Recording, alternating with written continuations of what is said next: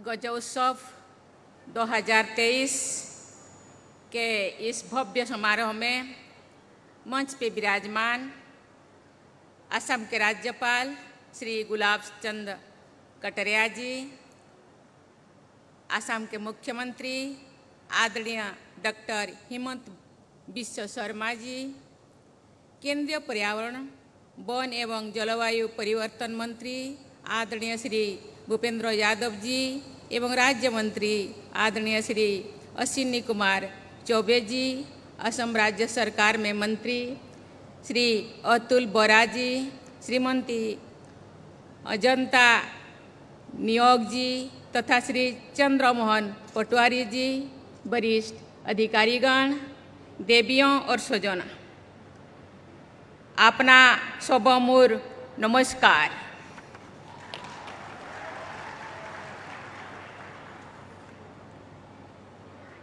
गजोत्सव का उद्घाटन करके मुझे बहुत प्रसन्नता हो रही है।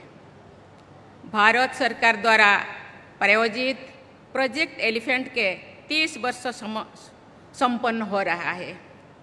उस महत्वपूर्ण प्रोजेक्ट से में जुड़ी इस उत्सव के आयोजन के लिए केंद्र सरकार के पर्यावरण वन एवं जलवायु परिवर्तन मंत्रालय तथा असम गवर्नमेंट के सीएम, गवर्नर, वन विभाग के सभी कर्मचारियों एवं अधिकारियों को मैं सराहना करती हूँ, नमस्कार करती हूँ। हाथियों की सुरक्षा करना, उनके नेचुरल हैबिटेट का संरक्षण करना तथा एलिफेंट कॉरिडोर को बाधा रहित बनाए रखना प्रोजेक्ट एलिफेंट के प्रमुख उद्देश्य है। साथ ही ह्यूमन एलिफेंट कॉन्फ्लिक्ट से जुड़े समस्याओं का समाधान करना इस प्रोजेक्ट का लक्ष्य भी है और चुनौती भी है। ये सभी उद्देश्य एक दूसरे से जुड़े हुए हैं। कैप्टिव एलिफेंट्स के हित में कार्य करना भी प्रोजेक्ट एलिफेंट का उद्देश्य है। ह्यूमन एलिफेंट कॉन्फ्लिक्ट सदियों से एक मुद्दा बना हुआ है। प्राचीन संस्कृति कवि त्रिपुरारी पाल ने लिखा था कि हाथी का बंधन में डालकर मनुष्यों को अपनी बुद्धिमत्ता का गर्व नहीं करना चाहिए। ये तो हाथी का शांत और विनयशील स्वभाव है, जिसके कारण वो बंधन को स्वीकार कर रहा है। यदि क्रोध से आकर वो अपने विनय को छोड़ दे तो वो सब कुछ तहस नहस कर सकता है।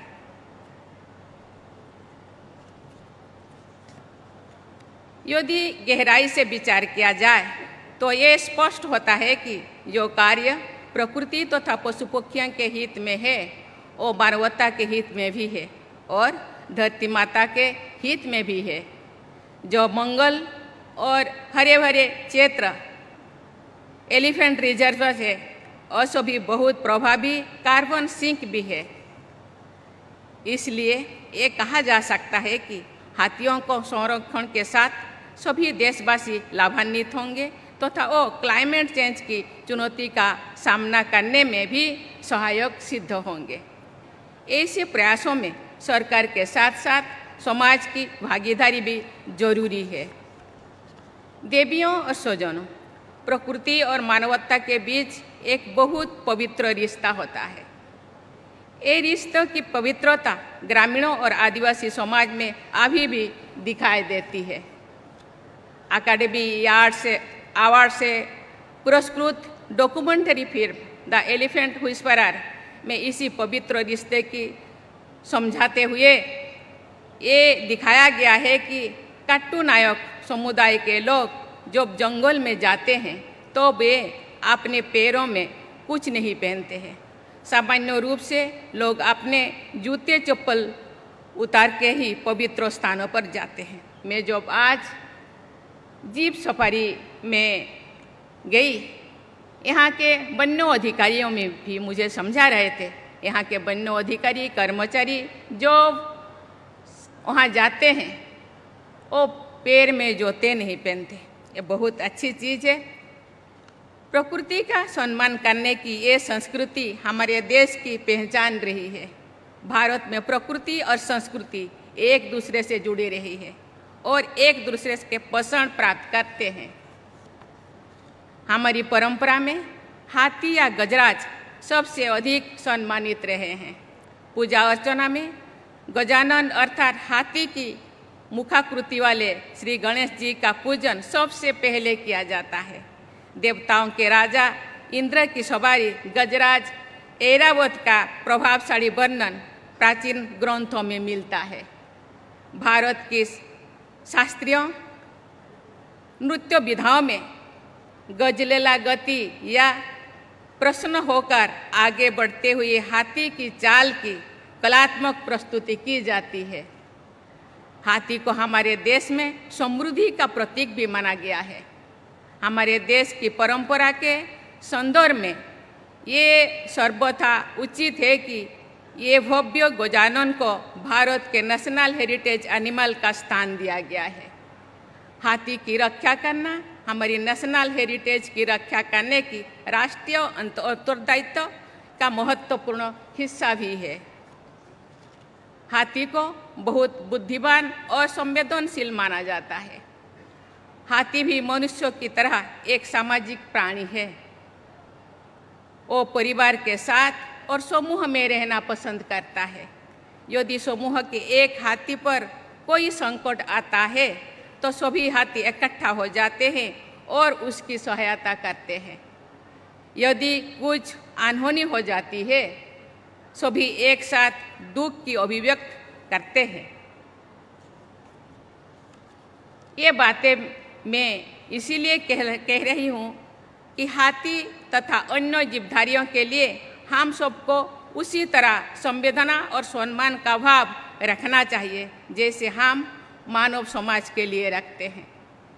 मैं तो ये भी कहना चाहूँगी कि निस्वार्थ प्रेम का भाव पशु पक्षियों में अधिक होता है। उनके मानव समाज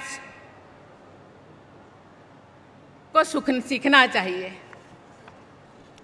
वन विभाग के अधिकारियों तथा इस क्षेत्र से जुड़ी अन्य सभी संस्थाओं का ये प्रयास होना चाहिए कि यदि कोई हाथी अपने समूह से बिछड़ जाए और जंगल से बाहर आ जाए तो उसे हर संभव प्रयास करके उसके परिवार और समूह से वापस मिला दिया जाए।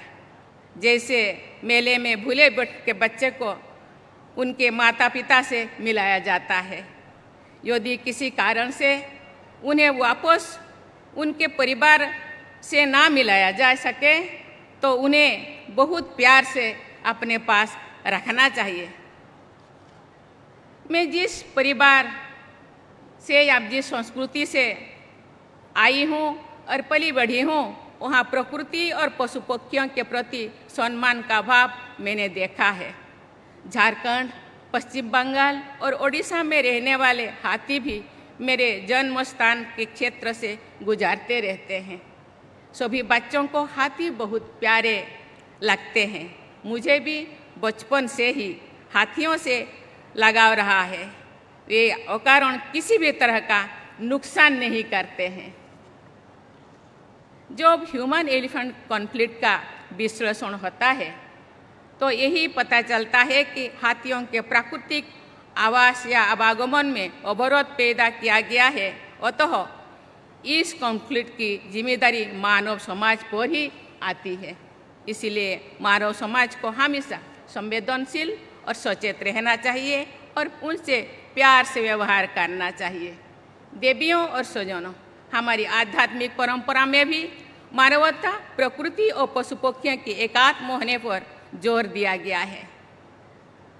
समस्त प्रकृति से तथा जीव जगत से प्रेम करने का यही भारतीय आदर्श द एलिफेंट विस्परर नामक फिल्म में दिखाया गया है।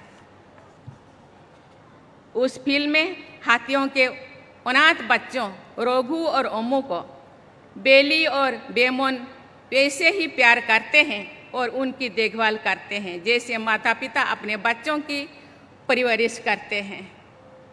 ऐसे बहुत से ग्रामीणों, आदिवासी और महावत परिवारों के लोग हाथियों को प्यार करते हैं, उनकी देखभाल भी करते हैं। बेली और बोमन की तरह उनकी कहानी भी सबके सामने आना ही चाहिए। बेली और बेमन जैसे प्रेम का आदर्श प्रस्तुत करने वाले अपने देशवासियों पर मुझे गर्व है और मैं उस सब के प्रति हृदय से सम्मान व्यक्त करती हूँ। देवियों और स्वजनों, असम के काजीरंगा नेशनल पार्क और मानस नेशनल पार्क केवल भारत ही नहीं बल्कि पूरी विश्व की अनमोल विरासत है। इसीलिए इन दोनों विशाल स्थान सुंदर उद्यान को यूनेस्को द्वारा वर्ल्ड हेरिटेज साइट का दर्जा दिया गया है। मुझे बताया गया है कि जंगली हाथियों की कुल संख्या की दृष्टि से असम का देश में दूसरा स्थान है। यहाँ मानव समाज की देखरेख में रहने वाले हाथियों की संख्या भी बहुत बड़ी है। इसीलिए गौज उत्सव के आयोजन हेतु असम का एक काजीरंगा उद्यान बहुत ही उपयुक्त स्थान है। प्रोजेक्ट एलिफेंट तथा गौज उत्सव के उद्देश्यों में सफलता के लिए सभी स्टेक होल्डर्स को मिलकर आगे बढ़ना चाहिए। स्कूल के बच्चों में प्रकृति तथा जीव जंतुओं के प्रति जागरूकता और संवेदनशीलता का प्रसार करना बहुत ही महत्वपूर्ण कार्य है। हमारे सभी परंपरागत पर्व प्रकृति के लय के साथ जुड़े होते हैं। असम का रंगली बिहू भी प्रकृति के उल्लास को व्यक्त करता है। कल जब मैं यहाँ आई, आपके चीफ मिनिस्टर, हम सबके बहुत प्यारे हिमंत बिश्व शर्मा जी एवं गवर्नर साहेब यहाँ गजोत्सव के उद्देश्य से एक नृत्य संगीत का आयोजन किए थे। वहाँ भी बिहू का एक झलक हम लोगों ने देखा, क्योंकि मुझे लगता है मैं पब्लिक लाइफ में बहुत दिन से रही हूँ। बहुत सारे राज्य घूमने को मुझे मौका मिलता है, लेकिन बिहू, असम का बिहू थोड़ा अनन्य है, अभिन्न है। मैं उनको बहुत प्रशंसा करती हूँ। उनका विकास करना, उसको संजोए रखना, आगे बढ़ाना आप सबका काम है। मैं असम के सभी भाइयों और बहनों को रंगोली बिहू की अग्रिम बधाई देती हूँ। मैं गज उत्सव तथा प्रोजेक्ट एलिफेंट की सफलता के लिए अपनी शुभकामनाएं व्यक्त करती हूँ। हमारे देश प्रकृति और जीव जंतु के संरक्षण के आदर्श प्रमुख करेगा, ये प्रस्तुत करेगा। इस विश्वास के साथ मैं आप सबको बहुत बहुत धन्यवाद देती हूँ। काल में जब मैं एयर स्ट्रिप से यहाँ आ रही थी, बहुत सारे भाई बहन आबाल वृद्ध बने थे, बच्चों से लेकर सीनियर सिटीजन तक मुझे आदर और सम्मान के साथ मुझे स्वागत किया। मैं अभिभूत हूँ। आप लोगों का स्नेह है, आप लोगों का आदर, आप लोगों का हॉस्पिटैलिटी मैं कभी नहीं भूलूंगी। ये केवल मेरे लिए नहीं, ये तो आसाम का संस्कृति और परंपरा है। हॉस्पिटैलिटी आप लोगों के रग रग में है। मुझे लगता है इसको आप बनाए रखना, क्योंकि एक टूरिज्म स्टेट है।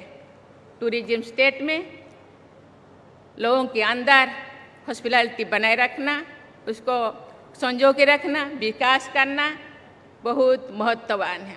इसीलिए आप लोगों को बहुत बहुत धन्यवाद देना चाहती हूँ। बहुत बहुत बधाई। धन्यवाद। जय हिंद, जय भारत। महोदय, आपके ज्ञानवर्धक शब्दों के लिए आपका बहुत बहुत धन्यवाद। I now request